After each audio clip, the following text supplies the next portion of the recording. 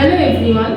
Today our topic is speech sound practice, phonetics and articulation. আজকের ভিডিওতে আমরা discuss করব স্পিচ প্র্যাকটিস কি, কেন আমরা স্পিচ প্র্যাকটিস দিয়ে থাকি বাচ্চাদের কিংবা পেশেন্টদের, কিভাবে দিয়ে থাকি এবং এটা ইউজের ফলে অর্থাৎ এই স্পিচ প্র্যাকটিস এই থেরাপির ফলে কি কি ইমপ্রুভ হয়, কি কি ডেভেলপ হয়। তো বলি স্পিচ প্র্যাকটিস কি।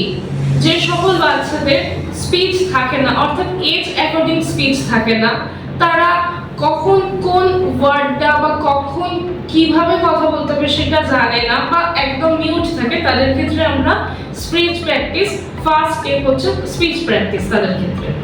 এবং যে সকল বাচ্চা কিংবা পেশেন্টদের স্ট্যামারিং থাকে, মিস আর্টিকুলেশন অর্থাৎ কোন লেটার কিভাবে জেস্চার করে বলতে হবে সেটা জানে না, মানে কয়ের ইউজ মানে ক কিভাবে বলবে, খ কিভাবে বলবে এইটা তারা জানে না, কয়ের প্রোনাউন্সিয়েশন হয়তো প বলছে, ম বলছে, সেই সকল বাচ্চা বা পেশেন্টদের ক্ষেত্রে স্পিচ প্র্যাকটিস অনেক বেশি ইম্পর্টেন্ট।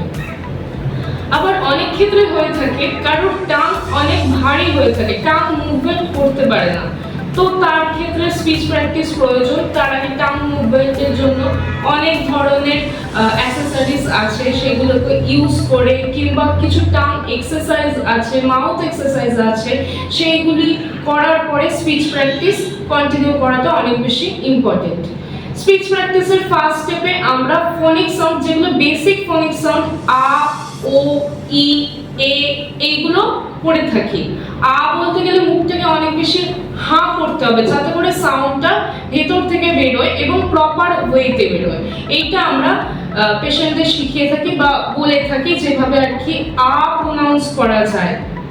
এরপরে এই একইভাবে স্টেপ বাই স্টেপ ও, ই এবং কোন কোন অক্ষর বা লেটার প্রোনাউন্স করতে গিয়ে কিভাবে করতে হবে, অর্থাৎ ক বলতে গেলে মুখ থেকে এইভাবে শুরু করে ক, ম বলতে গেলে দুটি ঠোঁটের টাচ হয়, এইগুলিকে অনেক বাচ্চা প্রপার ওয়েতে এইভাবে প্রোনাউন্স করতে পারে না বা স্পিচ প্র্যাকটিস তাদের সেইভাবে থাকে না, স্পিচ থাকে না, তো তাদের ক্ষেত্রে এইগুলি অনেক বেশি ইম্পর্টেন্ট।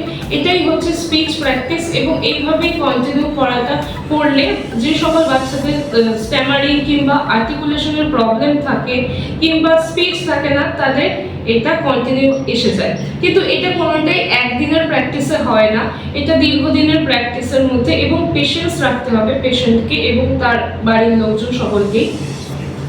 ডেইলি প্র্যাকটিসের মধ্যে এই প্রবলেমটা আস্তে আস্তে রিকভার হয় এবং প্রপার ওয়েতে রিকভার হয়।